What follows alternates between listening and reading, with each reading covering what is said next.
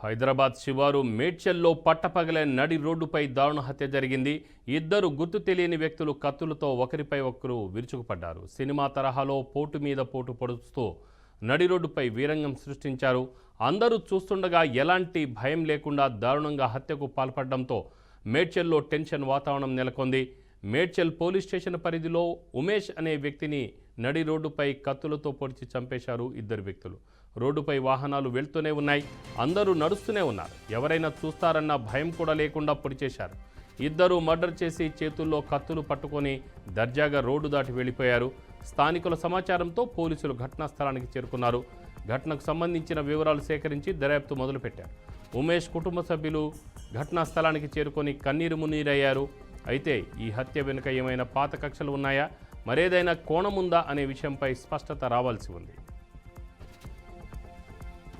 దీనిపై మరింత సమాచారం మా ప్రతినిధి తేజ ఫోన్ లైన్ అందిస్తారు. తేజ, తమరు ప్రస్తుతం చూసినట్లయితే మాత్రం ఇటు దేశవ్యాప్తంగా కూడా ప్రత్యేకించి తెలంగాణ రాష్ట్రంలో కూడా, తెలుగు రాష్ట్రాలనే కాదు తెలంగాణ రాష్ట్రంలో కూడా గణనీయంగా అయితే మాత్రం క్రైమ్ చేసే వారి సంఖ్య అయితే మాత్రం గణనీయంగా పెరుగుతుంది.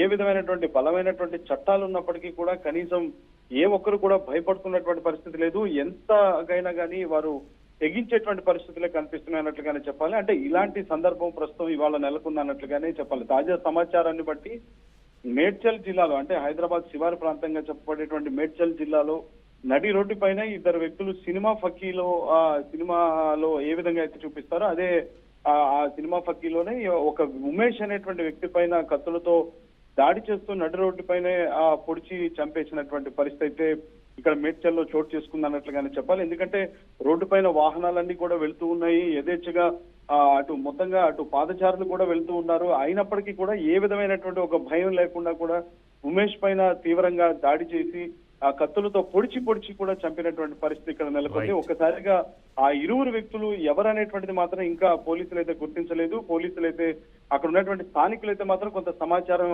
ఇచ్చేటువంటి ప్రయత్నం చేశారు. ఆ విషయం తెలుసుకున్నటువంటి పోలీసులు అయితే మాత్రం హుటాహుటిన అక్కడికి చేరుకున్నారు. కానీ మొత్తంగా ఆ కత్తులతో దాడి చేసి ఆ ఉమేష్ అనేటువంటి వ్యక్తిని మర్డర్ చేయటమే కాకుండా తనను ఆ రోడ్డు క్రాస్ చేసి వారంతా కూడా కత్తులతోనే వెళ్ళిపోయినటువంటి పరిస్థితి కూడా ఉంది. మొత్తంగా ఈ వ్యవహారంతో అక్కడైతే ఒక మేడ్చల్ ప్రాంతంలో అయితే మాత్రం ఒక భయానకమైనటువంటి వాతావరణం నెలకొంది అన్నట్లుగా